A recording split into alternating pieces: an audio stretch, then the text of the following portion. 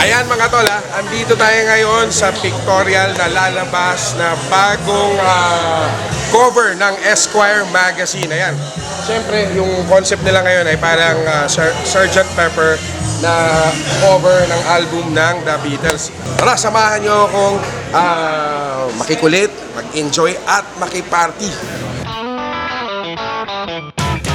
Sir Erwin, ano bang nangyayari ngayon dito? Ang nangyayari na yun kasi gusto natin bumalik si Ringo Starr sa Pilipinas. Sa Pilipinas, So ang Esquire is making a reimagining of the cover of Sgt. Pepper using from Peter Blake to our equivalent or the better one, Louis Cordero. Louis Cordero. Si Louis Cordero yung art direction nito.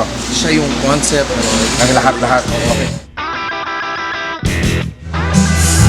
Para sa nakakalam na nakararami, importante to sa alternative cinema si Roxley. Yan, i-google nyo. Ay Mamilda, ano po masasabi nyo sa mga kabataang Pilipino na walang ibang ginawa kundi maglaro ng Clash of Clans at maghilig manita sa social media, mga Facebook? Wala siyang pake.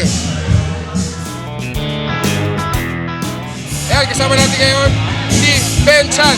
Sir, magandang araw sa inyo, sir. Ayan. Ito, sir, may tanong ako sa inyo, sir. Kailan nyo po ba ako kukuning model na ilalagay sa EDSA na nakabrief lang ng bench? Ikaw lang hinihintay ko. Ikaw lang hinihintay ko. Pwede ba dalawa kami dito, sir? Dalawa kami? Pwede ba dalawa kami, sir? Siyempre.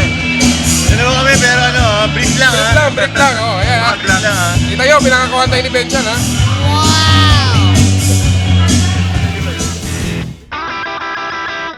So yung mga yan ay icon yan ng kulturang popular ng Pilipinas. From Sultan Kudarat to Ed Bobson to Cory Aquino to Alexis Joseco. Yan, Love local. Love local. Dapat Love support tayo. local.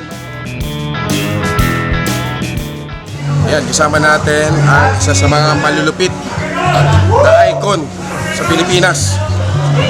Diba? Ang Dadon. Kumusta, Japangan? Kumusta, Francis Reyes?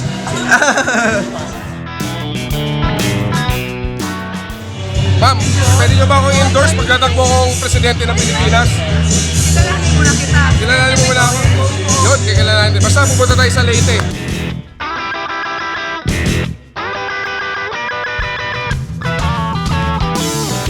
Mula po dito sa Esquire photoshoot ng bago nilang cover, ako po si Jun Sabayton. Tara!